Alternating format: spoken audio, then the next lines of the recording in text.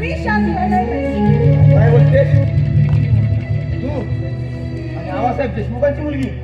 होय, आबासाहेब देशमुखांची मी मुलगी होते.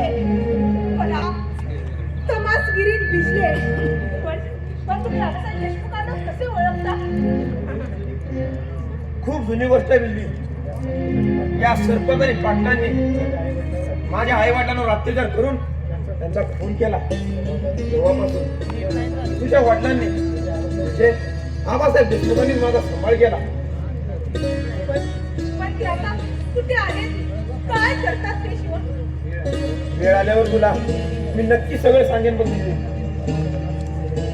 माझ्या वडिलांचा सोड घेतल्याशिवाय शांत राहणार नाही मी. बिजले, ते का माझा आहे, त्याचा सोड मीच घेणार. नाही नाही शिवा, तो रंगराव पाटील माझी शिकार आहे. त्याचा सूड मीच घेणार. नाही बिजले, त्याचा सोड मी घेणार. त्या चांडा चौकडीनं बरीच पाप केलेत. अगं त्याची कारस्थान ऐकशील धक्का पडेल तुझा. होय? मारवाडी सरपंच आणि रंगराव पाटील या तिघांनी मिळून आबासाहेब देशमुखांना भिकेला लावलं. या तिघांना देशमुखांची सोनं पिकवणारी जमीन दिसत होती. ते तिघेजण एक एक कारस्थान करू लागले. तू, रंग्या आणि मी आपण तिघे मिळून या गोष्टीला सूड घ्यायचा. खरंच खरंच तुम्ही चांगले आहात.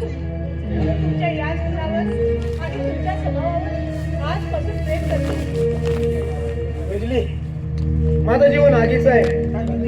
कदाचित आयुष्यभर त्या कोपड्यात मी फेकत राहीन.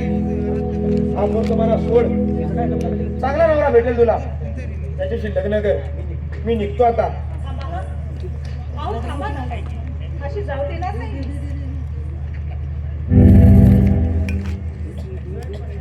माझ्या